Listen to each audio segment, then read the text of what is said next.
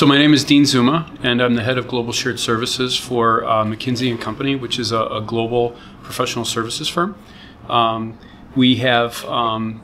multiple shared service centers around the world, and we provide, I would say, both transactional and more esoteric services that border on the creative to our many consultants around the world. So for us, the governance model is always evolving, and we have centers in varying degrees of maturity that are supporting different parts of our organization. And one of the roles that I'm playing is to try to get above the trees and think about the entire forest of our services and think about advanced topics such as the duplication of services across different regions, providing more of a follow-the-sun environment, and then digging into the services themselves and working together with our stakeholders to develop continuous improvement programs, develop pain point and resolution scenarios, and then even helping them think innovatively about how to disrupt or change the way we're doing business today and thinking about the evolution of the services over the long run. We've developed, from a governance perspective, we've developed a multi-tiered approach, thinking about operational effectiveness, thinking about meeting our customers' needs, and then thinking about how we're developing as a center itself. So the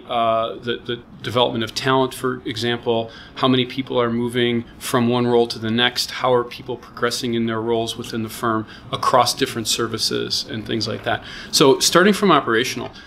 developing a very key set of performance indicators that our site managers are working from every single day. So thinking about whether they're operating well within their cost boundaries, whether they're actually performing against all the service level agreements of each of the services that are being offered, and are they developing a more strategic roadmap. One of the things from an operational perspective is thinking about the growth of the center and how the growth of the center is going to look in 1, 3, and 5 years. So in our centers, we've been putting together a much more strategic set of conversations around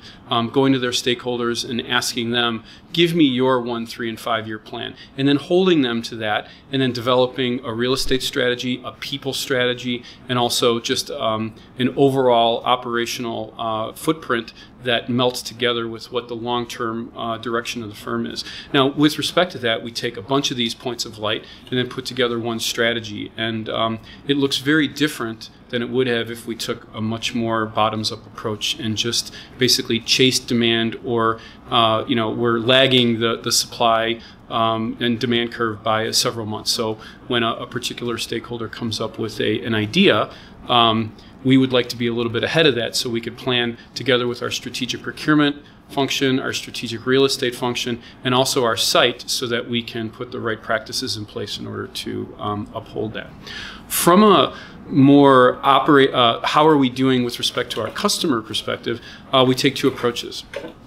We have the baseline service level agreements that we're putting in place and managing in each of our centers, and we're getting better and better over time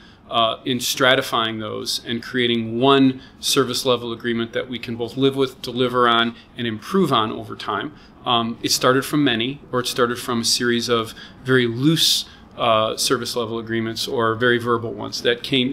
that were basically born of an office that provided the service in a very collegial environment, where they all, they knew each other, they had coffee together. Now moving some of those services into centralized locations, you lose a little bit of that personal touch. So we're trying to replace that loss of personal touch with much more understanding of what actually needs to be developed. And now we're going after how to be personal in that as well. So the removal of I would call it the black box syndrome, or the transactional process capability, into more of an account management or a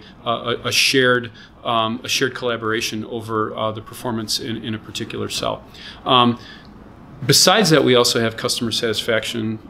surveys that we do periodically. We do them more often than not. It varies by service line. So in some we'll do it quarterly, and some we'll do it monthly, and some we do it annually, so to speak. So, and it's really dependent upon the type of service that's provided. On the very, very transactional items, we do them more often, and on the services that are much more creative and much more project oriented, we're going to do them either semi-annually or annually.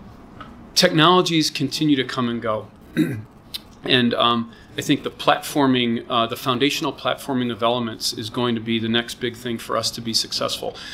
For example, to be able to work with big data, we will really need the tools to have single sources of facts and good aggregations of data so that the facts actually make sense across the different platforms. And I think that the ability to aggregate that in a meaningful way and then have our shared service centers be able to utilize it on behalf of our clients in the future will be very powerful. I don't see this coming from one tool or one software as a service. I think there will be a series of developments that will be both human and digitization oriented that will help get us there. For 2015 and 2016, we have quite a few things that are on our agenda, and one of them is to really take a deep look at our talent base and think about how we take our shared service center colleagues to the next level in terms of attracting the right talent, developing that talent as we have it, and then making sure that there's a good career path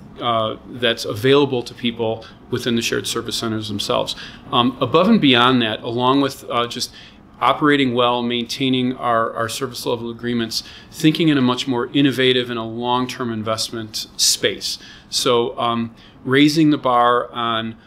imagining a world without, or imagining a world where something big has changed, and thinking about disruption in each of our services. But what I'm most excited about is the fact that our governance model now is allowing us to be able to take a fresh look at each of our service lines from a peer group of people that are running partner or other service lines as well. So in specific examples, taking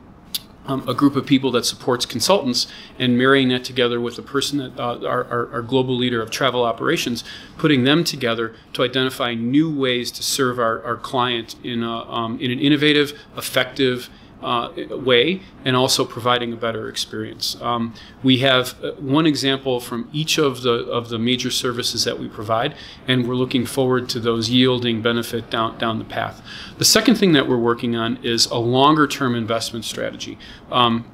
Thinking not only about our site strategy and our footprint on a global basis, but what are the key elements that are going to make us successful in 5 years from now, and how are we investing in that today, whether it's from a digitization perspective, what type of leaders are we looking for, and then what type of skill sets are we trying to put in place to make sure that we're doing the right thing, not just for today, but 5 years from now as we evolve as a firm.